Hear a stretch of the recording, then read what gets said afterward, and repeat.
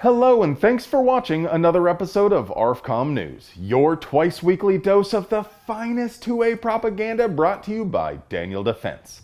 Today, I want to tell you about a Calistani gun law I can actually support.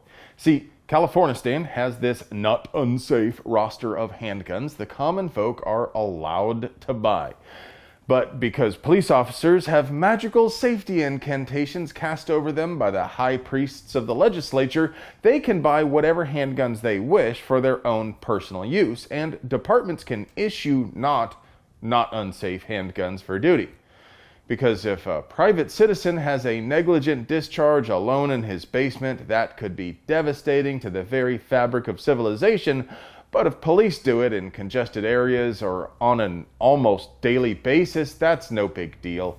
Aside from the blatant hypocrisy and fundamentally non-egalitarian nature of any law which exempts some human beings as more equal than others, the not unsafe roster creates an easy way for corrupt cops to make a lot of coin on the side.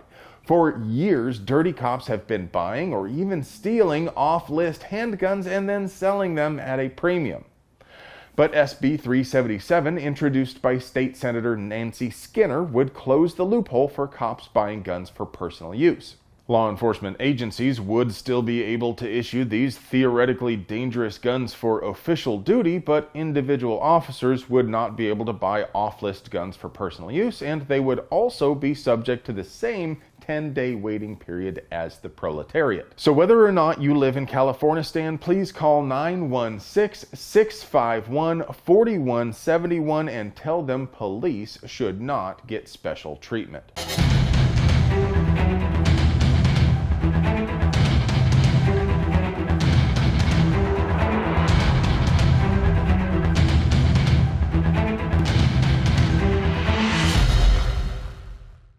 There's a new bill in the Maryland legislature which would require all firearms to have an embedded tracker. And yeah, that sounds Orwellian as all hell, but the proposal is not to track the whereabouts of guns in real time, as some folks have been saying.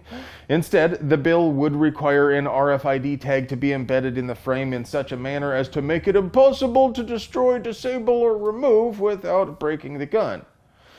RFID is very short range. There are systems that will work over a few feet, such as scanners that can be introduced into doorways to track material as it moves through a factory or warehouse for real-time supply chain management, and that is some pretty exciting stuff for the business world, but not exactly tracking your whereabouts from space with a satellite.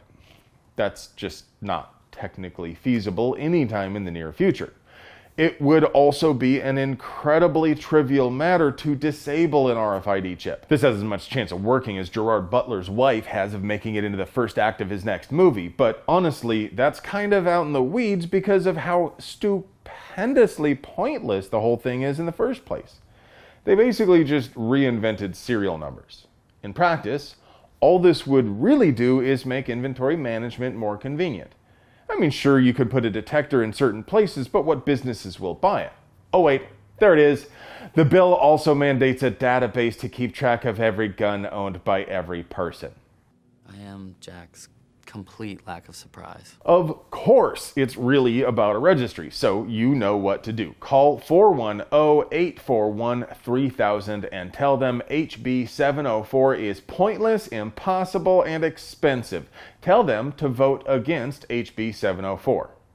Colonel Craig Tucker retired from the Marine Corps so he could pursue his real passion, simping for an authoritarian government.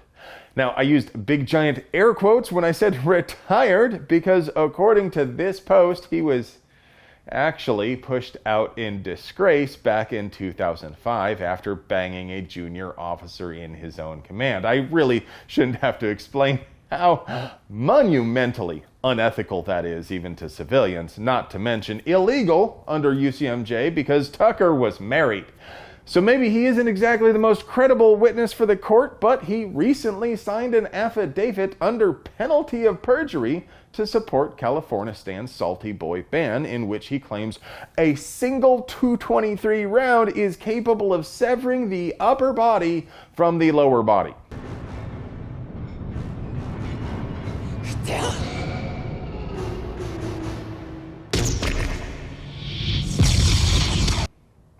Independent fact checkers found this statement to be objectively false, so for those of you playing along with a home game, no, a single 223 round will not actually tear a man in half.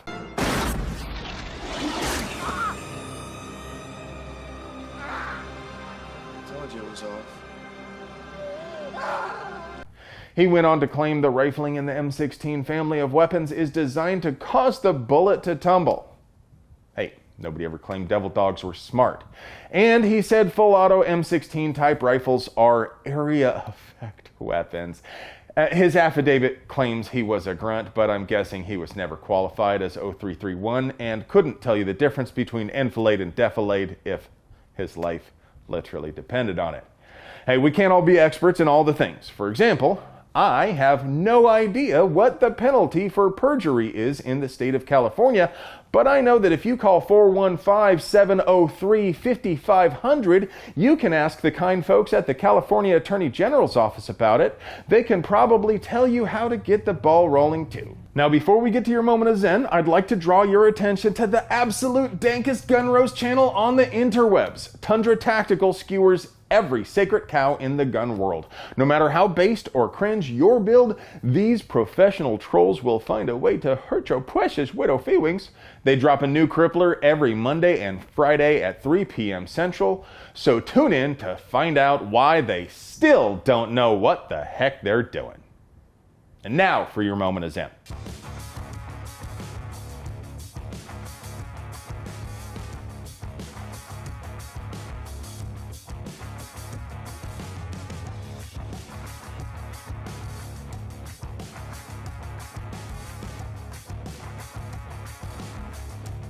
Hey friend, do you like pews and pew-related things? Do you want to help us keep delivering you pure, uncut American pew propaganda at the low, low price of free 99?